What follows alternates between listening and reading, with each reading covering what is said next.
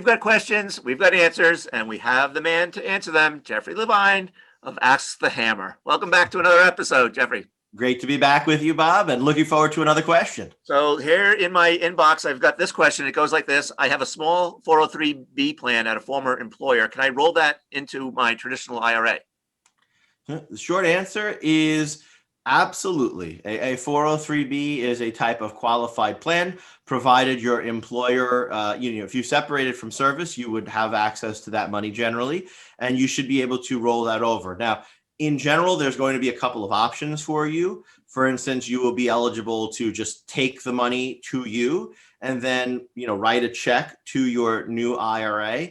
But I wouldn't recommend that for a variety of reasons. One is you have a 60-day time limit that it has to be completed in. And more importantly, if you do that, the plan will often withhold 20% of your dollars, and you'll get a check for 80%. And so to complete the rollover, you actually have to come up with 20% of your own money to make up the difference. The better way in general to go about doing this would be with a direct rollover. And a direct rollover would allow you to send your money right from your plan to your IRA, either without you being involved at all, or if the plan will only issue you a check, which is sometimes the way that plans will handle this, you just want to have them make that check payable to your IRA. So instead of you personally, John Smith or Jane Smith, have it made payable to John Smith or Jane Smith's IRA. And that will be considered a direct rollover. There is no 60-day time limit, although if you get a check, you should generally deposit it.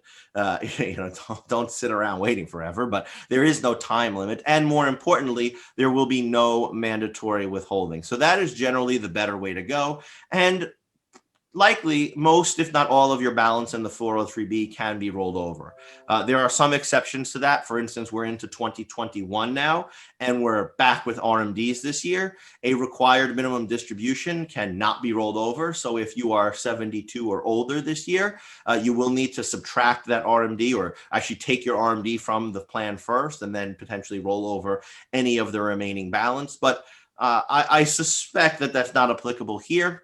And the plan can certainly help you to determine how much of your distribution is eligible for rollover in the first place, likely 100%. Right. So just a quick follow-up. If you do decide to take the check and then roll the money into the account, you only get to do that on a once per year basis. Is that correct? So no. In short, so there is a once per year rollover rule, and I know exactly where you're coming from with this, and it's frankly a rule that is it's one that people aren't aware of, and they make mistakes, and they can't be fixed, and so they spoil their retirement accounts.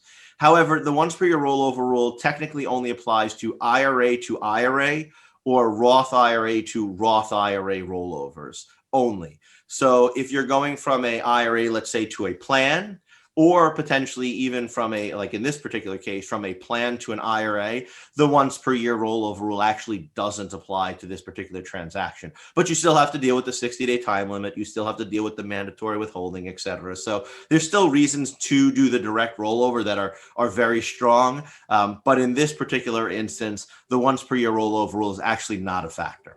All right. Well, I'm glad you clarified that, because I didn't want to mislead anyone. Nailed it. Well, it's always my pleasure. And if you have additional questions that you'd like Bob or I to answer and clarify things that you may have heard on the interwebs before, just reach out to us at askthehammer@buckinghamgroup.com. Again, that's askthehammer@buckinghamgroup.com. And Bob and I look forward to answering your questions here real soon.